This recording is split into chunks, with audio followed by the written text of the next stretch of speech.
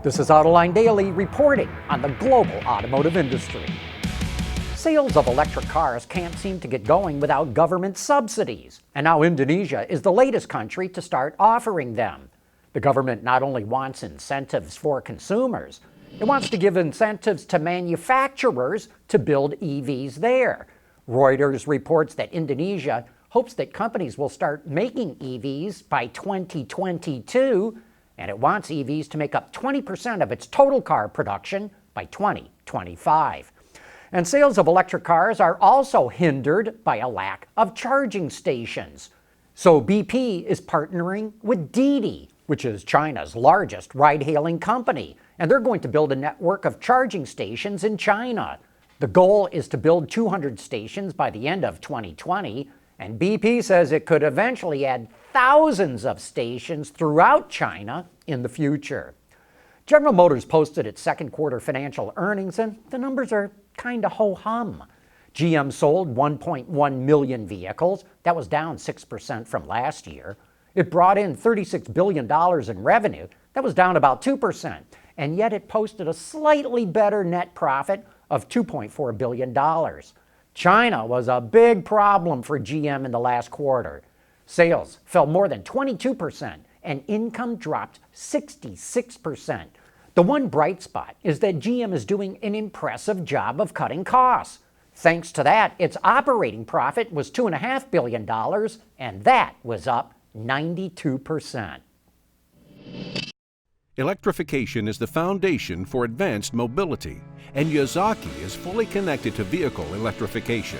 With more than 75 years of experience, Yazaki is your development partner for high-voltage vehicle electrification. Ford introduced the all-new F600 Super Duty back in March because its customers wanted something with the capability of a Class 6 truck, but in a Class 5 package. And helping to fill another gap is the engine that powers the F600 and several other commercial vans and trucks. It's an all-new gasoline 7.3-liter V8, and that is 445 cubic inches. Again, customers were telling Ford they wanted an engine that's more powerful than its older gasoline engines without having to step up to the diesel. At an event in Michigan the other day, we learned there will be two calibrations for this engine. The more powerful one will make 430 horsepower with 475 pound-feet of torque, and the standard version in the F450 and up will have 350 horsepower with 468 pound-feet of torque.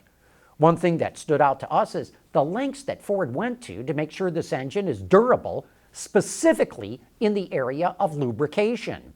It flows nearly twice as much oil to the top of the engine than its competitors, and even went as far to machine these little channels in the top of the rocker arms that pour oil all over the push rods at low idle, which helps reduce wear.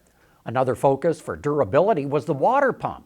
If the distance between where the pump mounts to the engine and the front flange looks large, that's because it is. Ford used beefier bearings from the diesel, and to make sure customers get down the road as effortlessly and as efficiently as before, the all-new 7.3-liter can be mated to an all-new 10-speed automatic. Ford took the designs from the 10-speed it developed with General Motors, which goes in the F-150, but GM has nothing to do with this transmission. Only 7% of the parts are common with the 10-speed in the F-150. As you can see, some of the internal parts are much larger, but what's impressive is it's the same length as the previous 6-speed transmission, and it only weighs 3.5 pounds more. A power takeoff, or PTO, with stationary torque of 300 foot-pounds is also available for both the 7.3-liter gas and 6.7-liter diesel. We'll report on all the upgrades to the diesel tomorrow, and next week we're going to have something that will probably pique your interest.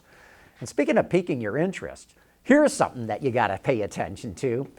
We've heard of all kinds of sales gimmicks before, but listen to the latest one from Dodge. It'll give you a cash allowance of $10 for every horsepower. Get it? The more horsepower you buy, the bigger the discount. So if you want a Challenger Hellcat Redeye with 797 horsepower, they'll knock $7,970 off the price. And this discount applies to any Challenger, Charger, or Durango. Autoline Daily is brought to you by Bridgestone Tires, your journey, our passion, and also by Yazaki. Whenever you see a list of the most stolen vehicles, it's usually the best-selling cars that are at the top of the list. But the Highway Loss Data Institute put together a list of the vehicles with the highest claim frequencies. And topping that list is the Dodge Charger Hemi, followed by the Dodge Challenger SRT Hellcat and the Infiniti Q50. These three models have claim rates for theft that are 5 times higher than the average model. And rounding out the top 5 are the Infiniti QX80 and the GMC Sierra 1500 Crew Cab.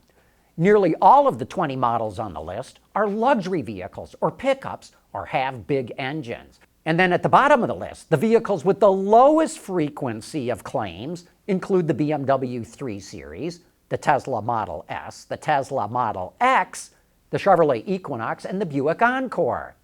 The HLDI says that Tesla has low theft rates because their vehicles are usually parked in garages or close to homes so they can get recharged. And EVs from any brand, on average, have lower theft rate claims than comparable cars, because I guess the chop shops just don't see any need to steal them. You know, the United States and Russia have never been warm and cozy with each other.